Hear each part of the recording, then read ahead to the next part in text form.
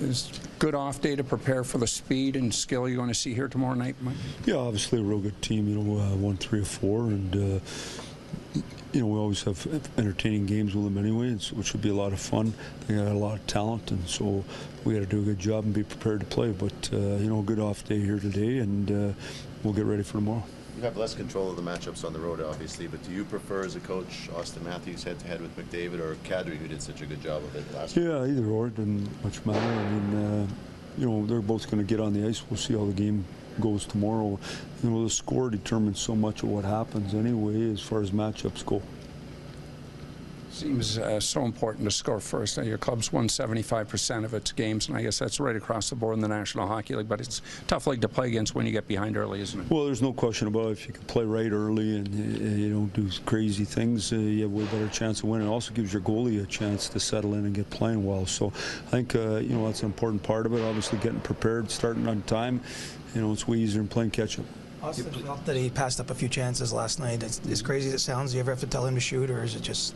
Yeah, no, no. I mean, he's a shooter. He shoots it a ton. I thought their line was really good. They made good plays and had the puck a ton.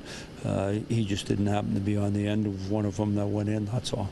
As a 5-man unit, you happy with your defensive positioning, and that's made Freddie's job a little easier? Yeah, I mean, at times, obviously, we're a team that we haven't found a level that you want to find every day yet, and I don't think, well, a lot of young teams do. It takes you some time, but we're working at it. We're getting better at it, and I think there's good progress in that area. But obviously, it's early in the season, and you're just trying to get better each and every day, and you have to, or you can't keep up. When Mitch was with Austin, did you see the makings of some chemistry growing there last week? Yeah, there's nothing wrong. I mean, I think we have lots of forwards there. We have 10 forwards. We move all over the place, and 10 or 2 are pretty much constant in the same spots. And so we're going to do whatever's best to help us win. Ideally, do you want to get to a point where it's automatic the same, or are you fine with jumping around? That's what I did last year. Everyone got to play 16 minutes, whether they played good or not. There were kids if they were trying to get involved in the league, and that's what we did. But in all the good teams we coached, we've had players all over, and you do what you got to do to win that night. And so who's ever playing good gets to play. Is there a benefit to getting guys outside their comfort zone, and so that down the road, if you have to make those types of changes, that there's that built-in?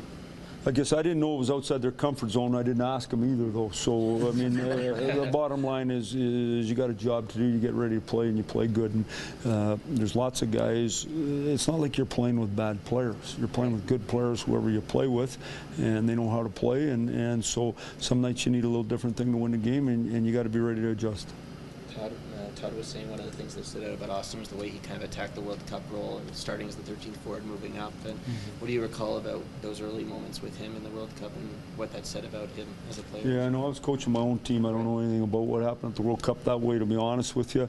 I just know, like, I've known the kid for quite a while, obviously, with the under-18 program, and then just followed him. And he's a good player. He's driven, and all the guys that have a chance to be stars are really driven, and he's that, and he's trying to get better each and every day, and we're trying to help